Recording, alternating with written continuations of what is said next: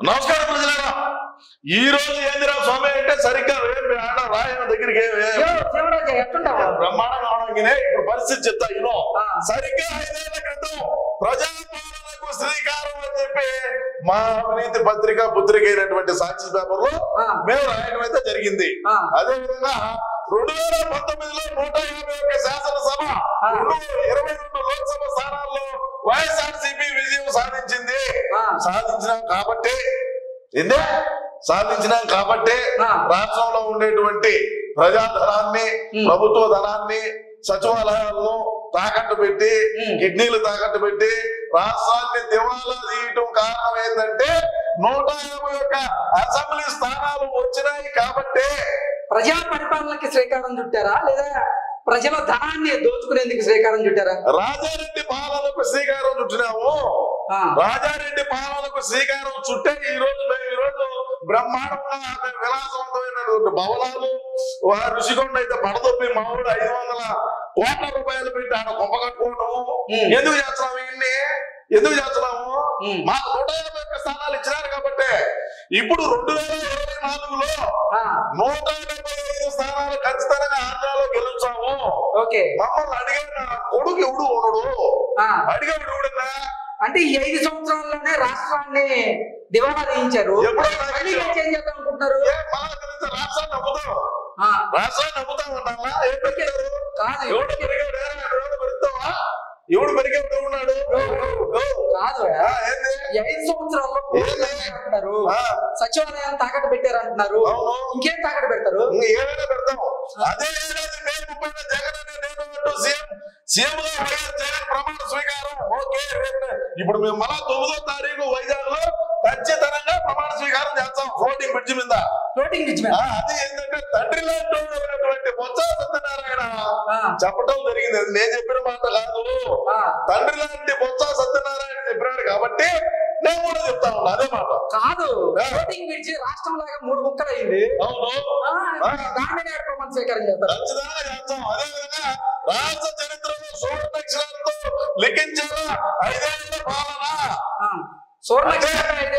ఇచ్చినటువంటి 730 హామీలు ఏదైతే ఉన్నాయో 730 హామీల్లో 3 హామీలు నెరవేర్చినాము. ఇంకా 730లో 3 పోతే ఎంత ఉంటుంది? 27 హామీలు 2024లో నెరవేర్చాము. ఖచ్చితంగా రాష్ట్ర ప్రజలు నమ్మండి, మమ్మల్ని నమ్మండి అని వేడుకుంటా ఉన్నాము, కాళ్ళు పట్టుకుంటున్నాం. పోలింగ్ అయిపోయింది. పోలింగ్ అవ్వక ముందే కాళ్ళు పట్టుకొని మాట్లాడినాం కదా. అదే విధంగా చూస్తే ఈ పాలన కొనసాగాలని కోరుకుంటూ ఎన్నికల్లో వైఎస్ఆర్సీపీకి దన్నుగా నిలిచిన జనం అంటే ఈ జనం నిలిచినారు. ఎక్కడ నిలిచినారు?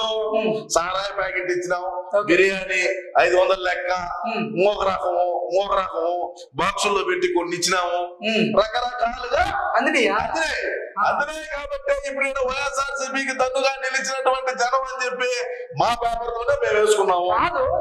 730 హామీల్లో 3 హామీలు నెరవేర్చి 727 హామీలు నెరవేర్చకపోతే జనాలు ఎందుకు మీకు దన్నుగా నిలుస్తారు? ఖచ్చితంగా అది రాస్తున్నా కదా, మా పేపర్ కదా, మేము రాసుకోకుంటే ఇంకొక పేపర్ రాస్తారా? మా పేపర్ లో మేము రాసుకుంటాము. మాకు ఏదైతే నీట్గా ఉంటుందో, మాకు ఏదైతే ఇష్టంగా ఉంటుందో, మాకు ఏదైతే సొంపుగా ఉంటుందో అది మాత్రమే రాస్తాము.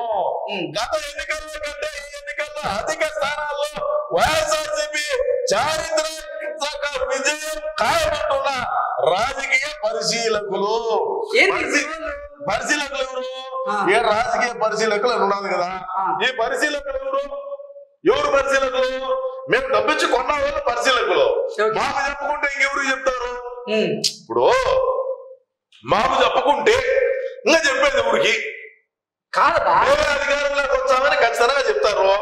ఏమైనప్పటికీ మాది 5 ఏళ్ల పాలన అరాచక పాలన అయినప్పటికీ కూడా 175కు 178 స్థానాలు గెలిచి 30 సంవత్సరాల పాటు అధికారంలోనే ఉంటాడని తెలియజేసుకుంటూ నువ్వు కూడా 9వ తేదీన వైజాగ్ రా, నీకు కూడా మంచి ఏర్పాట్లు చేస్తా, నీకు ఒక రూమ్ పెడతా, ప్రమాణ స్వీకారం చూడు.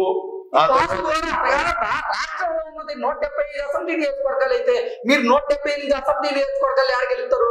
2 తమిళనాడు ఒకటి అస్సాం. 178 స్థానాలు పక్కా గెలుస్తా ఉన్నాం, గెలవబోతా ఉన్నాం, గెలుస్తున్నాం, దాంట్లో ఎటువంటి డౌట్ లేదు. ఇన్ని రోజులు కూడా రాజన్న ఉన్నాడా? ఈ రాజన్న ఉండేటువంటి ప్లేస్ లో జగన్ ఉన్నాడు.